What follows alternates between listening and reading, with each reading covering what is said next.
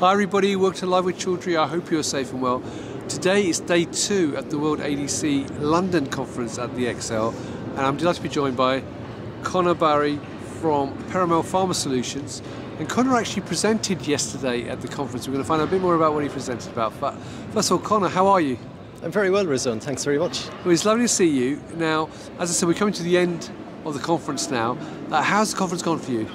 It's been great, actually. This year's been very well attended, and there's been fantastic presentations from across the industry, so very, very good this year. Right, brilliant. Now, before we talk about your presentation, can you just tell me a bit more about what your role is at Piramal Pharma Solutions, and what did you present on itself? Sure, yeah, so my role at Piramal Pharma Solutions is as head of development. So I've got teams working with me in both the analytical and process development side of things. So we're often the first teams within the company who work with our new clients, which is great for us. We love that interaction with them. Fantastic. And for those people not familiar with Piramal Pharma Solutions, can you just give me a top line in terms of an overview of the services that you offer? Sure. So I'm speaking to you from a site which specialises in antibody-drug conjugate drug substance. So what we do is effectively the bioconjugation reactions that make those ADCs, and then they get shipped onwards from our site to be formulated into the final products for patients. Brilliant. Now, as I said, you presented yesterday. So what was the subject of your presentation? Could you give us a quick synopsis? Sure, I can give you a brief overview. So I was lucky enough to be able to present some of the nice work done by our development team on formulation development. So the formulation of an ADC, like any biologic, is actually very important. It has a big bearing on its stability, and often this work needs to be done at a very early stage in the development cycle. So when you don't have very much material available, and that puts some constraints on how you can go about doing this work. So we've got some very nice processes in place that allow us to do some screening, which means you can cover a lot of design space in the formulations with very, very little material, and it's quick as well. So it means that we can very reproducibly and very confidently develop a nice formulation for those ADCs to go forward with into manufacture. Brilliant. So, now, as someone who's involved in development, I think you're the ideal person to ask this. So from an ADC specific point of view, what are some of the sort of challenges you feel people face when developing ADCs, and also what are some of the trends that you see within the marketplace?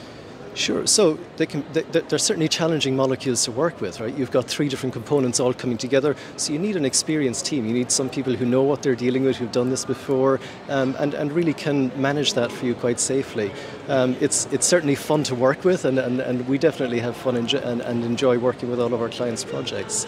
In terms of what's been disclosed here at this conference this week, I think it's been great to see that a lot of novelties still coming into the field, lots of new payloads, new conjugation technologies, new targeting modalities as well.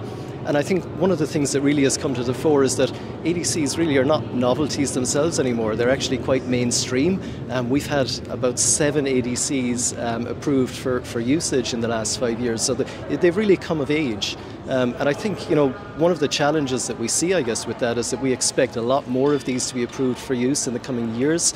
And certainly from our perspective, we're looking to the future for that and increasing the manufacturing capacity that we have for ADCs, because we know that there are plenty of companies out there doing really, really promising clinical trials, and they're going to need somebody to support that manufacture for them to bring these important drugs to patients. And we're really looking forward to being part of that in the future as well.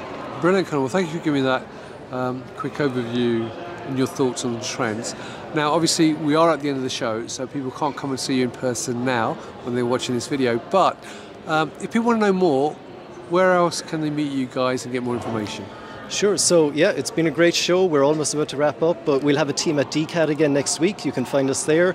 Or alternatively, log on to the website for Piramal Pharma Solutions. You can find our contact details there, or ask some questions in the LinkedIn in the LinkedIn line below, and you'll catch us from there. Brilliant. Well, Conor, I appreciate taking the time to talk to me right at the end of the day. So I'm glad your presentation went well. I'm glad you've had a great show. So there you go, viewers. If you'd like to know more about Piramal Pharma Solutions and how they can help you, and learn more about the topics that Conor was talking about, check out the link above the video to the Piramal website. Meet the team at 𝐑𝐢𝐠 and see PHR and many of the other events they're going to be at. And also, if you've got any questions for Conor based on what he said, put them in the comments below. So Conor, once again, thanks for your time. Have a safe journey home. And viewers, thank you for watching. Until next time, stay well and stay safe. Bye-bye. Thank you.